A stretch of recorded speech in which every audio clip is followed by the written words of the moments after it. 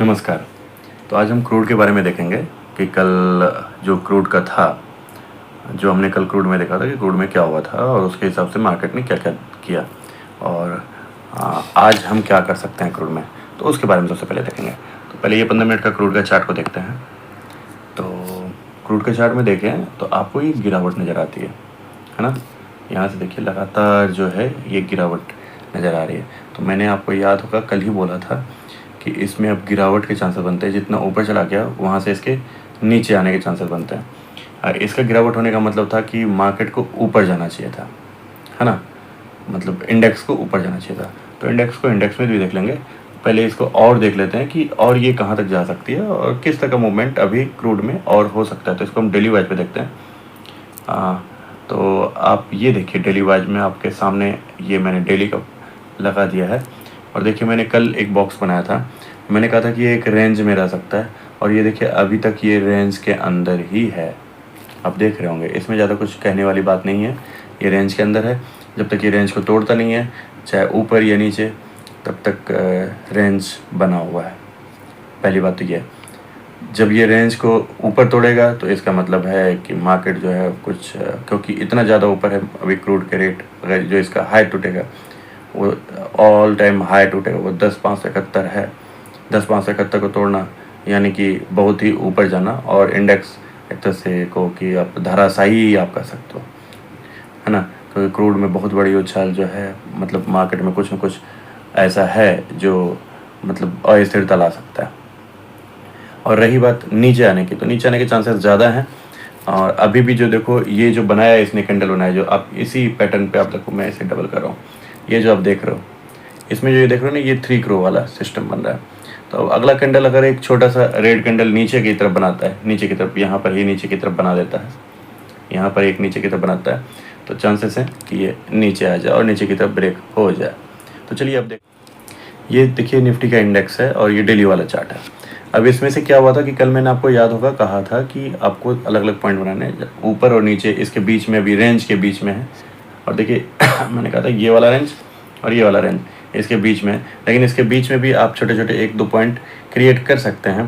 तो उसके मार्केट उसके बीच में रहता है तो क्या होगा, और मार्केट उसके मतलब वहाँ से रिवर्सल। लेकिन मार्केट ने क्या किया कि एक छोटा सा रेंज बनाया और देखिए एक मैंने इसी बीच में लाइन खींचा था, मार्केट के बीच में ये लाइन खींचा था जो एक 24,059 और 23,966 के बीच में बना था कि इसके बीच में मार्केट है। तो अभी मार्केट बीच में ही है, लेकिन अगर आप इसको भी देख लेते हैं तो इसको आप थोड़ा सा नीचे भी कर सकते हो, है ना? ये जो 23,966 वाला है इसे आप नीचे कर सकते हो, तो वो आप नीचे मतलब अपने हिसाब से पॉइंट थोड़े सा और नीचे कर सकते हो। जैसे इसको आप यहाँ कर सकते हो, ऐसे ये वाला पॉइंट है, इस पॉइंट पे आप रख सकते हो 63,877 के आसपास। देखो एक नया रेंज बन गया कि आप ये बीच वाला जो है इसको हटा सकते हो, है ना? बीच वाले को हटा सकते हो, ये लो हटा दिया मैंने इसे, तो इसके बीच में कर सकते हो। मैंने इसमें कहा था कि देखो इसके बीच में क्या है कि बीच में अगर ट्रेड होता है तो आपको कुछ नहीं करना है, और ये एक मैंने एक पॉइंट बना दिया। तो उसके बाद आपको मैंने ये भी कहा था कि आप नए नए पॉइंट भी क्रिएट कर सकते हो। तो अब देखो बीच में ही मार्केट रह गया, तब इंटरडे में हम करें क्या? अब ऐसे में तो आप कहोगे भाई आपने तो ये बता दिया कि भाई बीच में रहे तो काम करना ही नहीं है, अब रेंज ही आपने इतना बड़ा बना दिया, तो फिर तो मार्केट में हम कुछ कर ही नहीं पाएंगे। ये जो 3-3-6-1-7 दिन का काम हुआ, तब तो ये 7 और 8 दिन है, तब तो 8 दिन ऐसे ही चला जाएगा, फिर तो 8 दिन में कुछ कर ही नहीं पाएंगे, क्योंकि 1-2 दिन 3 दिन ही है जो कि ऊपर गया है, 1 दिन नीचे से आया है। तो इस तरह से हम 2 या 3 दिन, मतलब 8 दिन में अगर देखा जाए, अगर उस हिसाब से भी देखें तो 1, 2, 3, मतलब देखो कौन कौन सा दिन, 1, 2, 3 जो है ऊपर से टच करके रिटर्न मारा है, और 1 और 2 और 3 यहाँ पे भी 3, यानी 8 में से 6 दिन तो आपको रिटर्निंग रिवर्सल मिला है, मतलब अपने पॉइंट से। तो ये ऐसा नहीं है कि नहीं मिल रहा है, मिल रहा है, लेकिन फिर भी एक होता है ना कि भाई थोड़ा सा कुछ और पॉइंट बताया जाए, थोड़ा सा और कुछ दे दो, थोड़ा सा कुछ। तो उसी के बिहाफ पे एक मैंने कहा था कि बीच में कई पॉइंट बना सकते हो। जैसे एक पॉइंट बनाया मैंने ये कहा कि जैसे ये नीचे की तरफ गिरा है तो ये जैसे नीचे आएगा तो नीचे की तरफ एक बार चांस आएगा, और देखो इसने नीचे की तरफ आया लेकिन एक बीच के रेंज से ये वापस आ गया। तो अभी भी वैसे ही है, अभी भी आप इसको एक छोटा सा पॉइंट, अब लो मैंने एक नया लाइन खींच दिया आपको, ये वाला लाइन जो आप देख रहे हो ना, ये वाला लाइन। अब इस लाइन को आप मान लो कि इस लाइन पे अगर मार्केट कहीं भी जाता है, मतलब आप इसको क्या कहोगे कि 23,900 के पास से अगर मार्केट आता है, यहाँ से रिटर्निंग मारता है, तो फिर यहाँ से आप एक बाइंग के बना सकते हो पोजीशन, है ना? तो यहाँ से भी आप एक रिवर्सल देख सकते हो, यहाँ पे एक ब्रेक देख सकते हो, सॉरी यहाँ पे एक ब्रेक देख सकते हो आप 23,900 के आसपास। तो यहाँ पे ब्रेक देखो और ब्रेक के ऊपर से काम करो। तो एक तो ये हो गया, ठीक है। चलिए इसको हम लोग 15 मिनट के उसमें देख लेते हैं 15 मिनट में क्या है। तो अब सीधा सी बात है, इसमें ज़्यादा कुछ देखना नहीं है। जो मैंने आपको पहले ही बताया, पॉइंट हमें देखना है कहाँ से रिवर्सल है, रिवर्सल कहाँ से, ब्रेक डाउन कहाँ से, मतलब ब्रेक कहाँ से करता है किसी भी चीज़ को, कोई चाहे रेजिस्टेंस हो या सपोर्ट हो, उसको कहाँ ब्रेक कर रहा है, उसके हिसाब से आपको ट्रेड लेना है, ठीक है। और रिस्क रिवार्ड रेशियो को आप हमेशा फोकस में रखेंगे। अब देखो ये रहा आपका डेली वाला, डेली नहीं सॉरी 15 मिनट का चार्ट। 15 मिनट में क्या हुआ, मार्केट खुलता है लाइन के पास और यहाँ पे अटकता है काफ़ी देर तक, आप देखें अटकता है। लेकिन आप देखें इसी लाइन के पास, आप देख रहे हो इसी लाइन में, यहाँ पे देखो ये एक मतलब बना रहा है रेड कैंडल वाला काम। रेड कैंडल वाला काम का मतलब ये होता है कि मार्केट तोड़ने की तरफ बना रहा है।